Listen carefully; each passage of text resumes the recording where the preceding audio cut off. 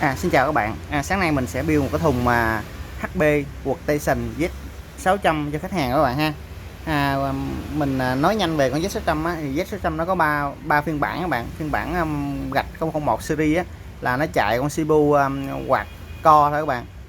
Tức là nó chỉ chạy con 55XX thôi các bạn ha, không chạy được 6 core. Vẹt 002 á, là nó sẽ chạy được 6 core, nhưng mà với điều kiện là các bạn phải chạy kèm với RAM ECC UDIMM các bạn. Còn vẹt 003 thì nó chạy 5556 RAM ECC UDIMM, vẫn ECC Register luôn các bạn ha.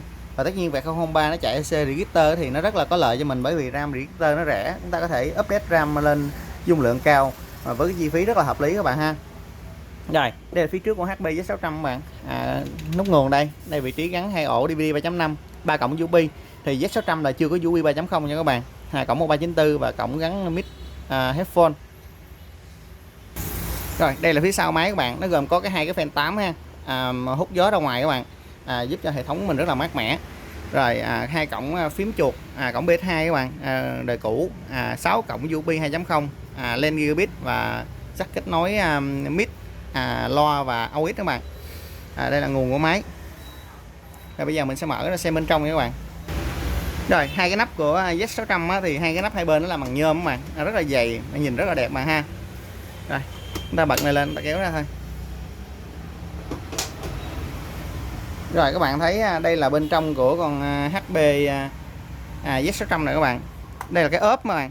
Trong cái ốp này thì nó sẽ có một cái fan để nó làm mát cho RAM mà ha. Thì Z600 á, là cái kích thước nó nhỏ hơn Z800 và nó mỗi một con CPU vậy nó hỗ trợ 3 thanh RAM này các bạn. Chúng ta có thể gắn 3 thanh, mỗi một thanh 16GB. Như vậy tổng cộng ở đây là mình có thể gắn 6 cây 16 là total 96GB các bạn ha. CPU 1, CPU 2 đây. Rồi, vẫn có thể đua card màn hình quad được nha các bạn.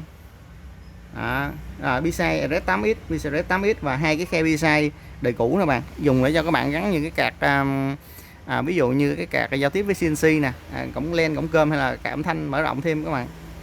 Rồi, đây là cái nguồn theo máy.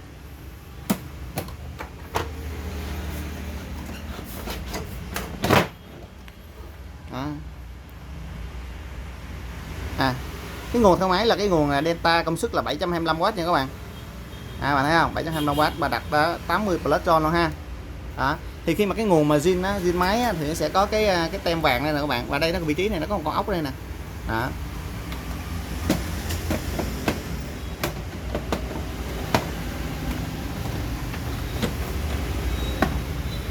Rồi, thì bên trong này các bạn sẽ thấy là sẽ có hai vị trí gắn ổ cứng hoặc là SSD nè các bạn. Rồi, hai ổ cứng để gắn DVD 5.5 inch ha. Rồi bây giờ mình sẽ build máy nha các bạn. Rồi, hôm nay mình sẽ gắn hai con X5675 các bạn. X5675 này là nó 3.06 GHz các bạn, turbo 3.46 GB và nó 6 con 12 luồng, như vậy tổng hai con nó sẽ là 12 con 24 luồng các bạn ha. RAM mình sẽ gắn 4 thanh 16 GB bớt 1333 các bạn, bởi vì X5650 5670 gì đó thì nó chỉ hỗ trợ bớt RAM 1333 thôi. Các bạn gắn bớt 1600 thì nó vẫn chạy 1333. 4 thanh 16 GB là 64 GB ha.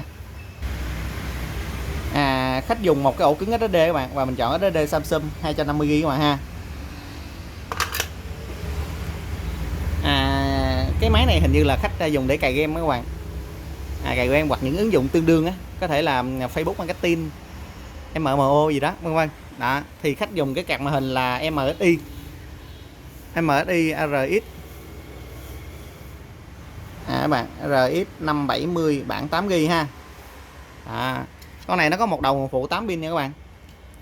Rồi, 3 cổng DisplayPort, một cổng HDMI và một cổng DVI. Rồi, như vậy tổng cấu hình của nó sẽ là hai con X5675, RAM 64GB, SSD 250GB, RX 570 8GB. Và chúng ta sẽ build vô cái khay này. Rồi, bây giờ mình bắt đầu nha các bạn. Rồi, gắn CPU rất là đơn giản các bạn ha. Dùng vít dẹp mình ta dặn 4 ốc để chúng ta tháo khay ra thôi.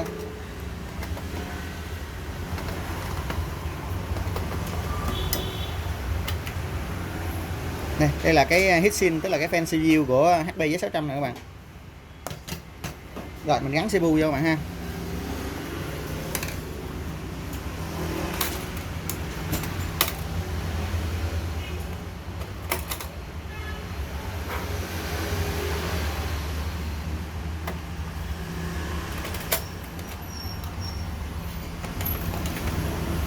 keo tản nhiệt là không thể thiếu nha các bạn.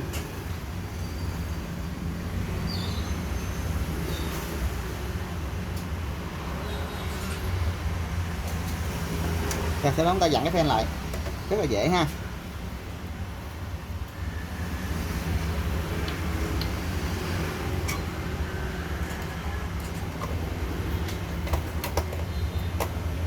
Rồi mình tiếp tục tương tự với cái con CPU tiếp theo nha các bạn.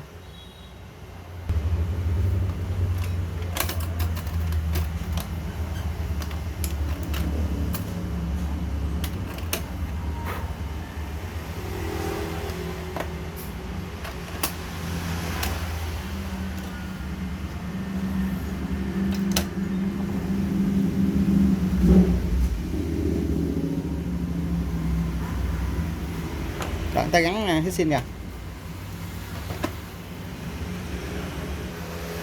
Rồi bây giờ mình gắn 4 thanh RAM vào các bạn. Thì mấy bạn chia cho mỗi con CPU 2 thanh các bạn ha. X56 dòng 1366 này thì nó có hỗ trợ là chip channel á. Nếu mà các bạn gắn được mỗi một bên CPU là 3 cây RAM thì càng tốt nha các bạn. Nó sẽ chạy chip channel.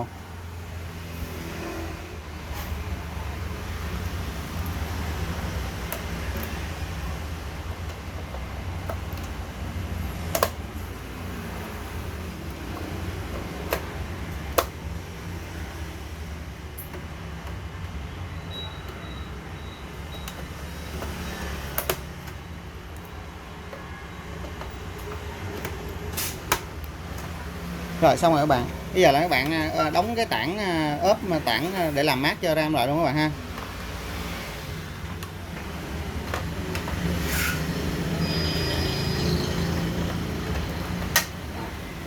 Rồi xong rồi các bạn. Bây giờ là mình sẽ install cái Vega vào. Ok.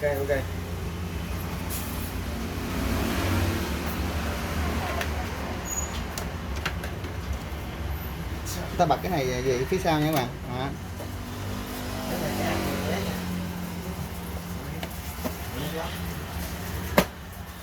Rồi chúng ta cài lại. Rồi các bạn lưu ý á, ở trên các cái đầu nguồn phụ của HP Z600, Z800, Z820 các bạn, nó chỉ có 6 pin thôi. Đối với cái card này á, là mình dùng cái đầu nguồn 8 pin, nhưng mà mình sẽ dùng một cái cổng cáp chuyển từ 6 pin Vega sang 8 pin Vega nha các bạn.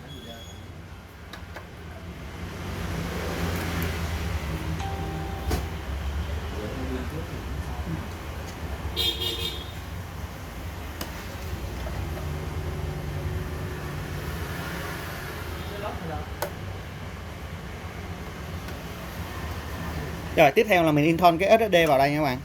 Chúng ta bấm cái này, chúng ta kéo lên. Đó. HP Rin á, nó sẽ có một cái tray SSD như vậy các bạn, rất là tiện để các bạn gắm, không phải chế cháo gì hết ha. Rồi chúng ta tách này ra nè.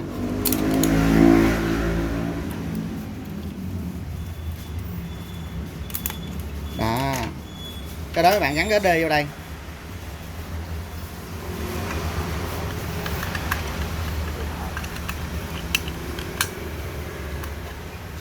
Rồi các bạn đẩy vô cái này. Sau đó các bạn gắn vô đây.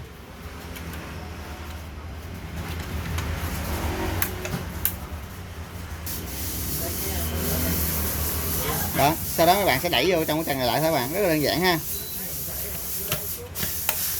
Rồi xong rồi.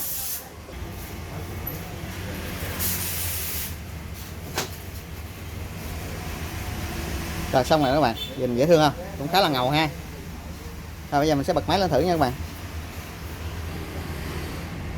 Rồi xong rồi các bạn ha. Bây giờ mình sẽ cho nó chạy thử.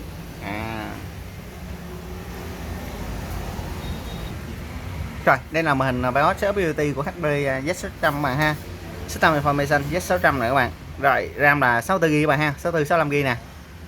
Rồi, CPU 1, CPU 2 là X5675 X5675.